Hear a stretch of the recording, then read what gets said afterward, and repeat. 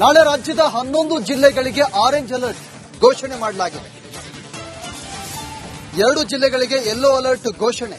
ಬೆಳಗಾವಿ, ಉತ್ತರ ಕನ್ನಡ, ಧಾರವಾಡ, ಗದಗ, ಹಾವೇರಿ, ಶಿವಮೊಗ್ಗ, ಉಡುಪಿ, ಚಿಕ್ಕಮಗಳೂರು, ದಕ್ಷಿಣ ಕನ್ನಡ, ಹಾಸನ, ಕೊಡಗಿಗೆ orange alert ಅನ್ನು ಘೋಷಣೆ ಮಾಡಿದ್ದಾರೆ.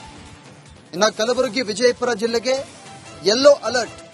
ಬೆಂಗಳೂರಲ್ಲಿ ನಾಳೆ ಸಾಧಾರಣವಾಗಿ ಮಳೆ ಆಗುವಂತ ಸಾಧ್ಯತೆ ಇದೆ. ರಾಜ್ಯ ಹವಾಮಾನ ಇಲಾಖೆಯಿಂದ ಮಾಹಿತಿಯನ್ನು ನೀಡಲಾಗಿದೆ. 11 ಜಿಲ್ಲೆಗಳಿಗೆ ಆರೆಂಜ್ ಅಲರ್ಟ್ ಅನ್ನು ಘೋಷಣೆ ಮಾಡಿದ್ದಾರೆ. ಇನ್ನು 2 ಜಿಲ್ಲೆಗಳಿಗೆ ಯೆಲ್ಲೋ ಅಲರ್ಟ್ ಅನ್ನು ಘೋಷಣೆ ಮಾಡಿದ್ದಾರೆ.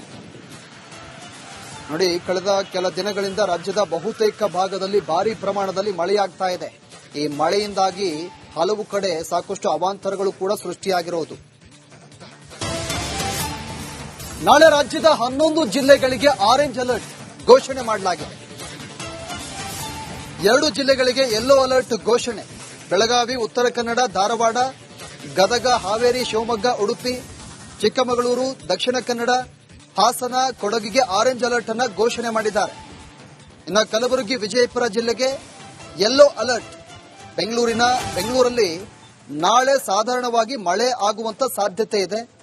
ರಾಜ್ಯ ಹವಾಮಾನ ಇಲಾಖೆಯಿಂದ ಮಾಹಿತಿಯನ್ನು ನೀಡಲಾಗಿದೆ. 11 ಜಿಲ್ಲೆಗಳಿಗೆ ಆರೆಂಜ್ ಅಲರ್ಟ್ ಅನ್ನು ಘೋಷಣೆ ಮಾಡಿದ್ದಾರೆ.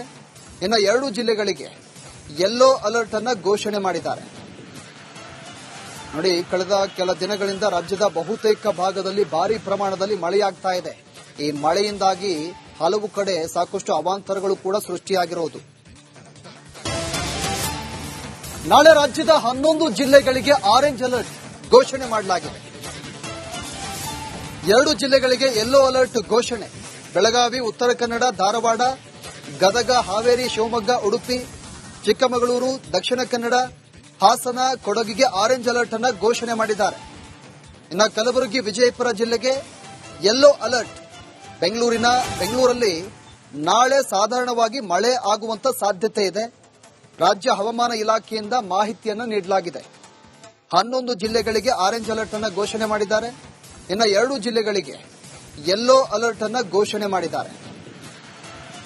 ನೋಡಿ, ಕಳೆದ ಕೆಲ ದಿನಗಳಿಂದ ರಾಜ್ಯದ ಬಹುತೇಕ ಭಾಗದಲ್ಲಿ ಭಾರೀ ಪ್ರಮಾಣದಲ್ಲಿ ಮಳೆಯಾಗ್ತಾ ಇದೆ.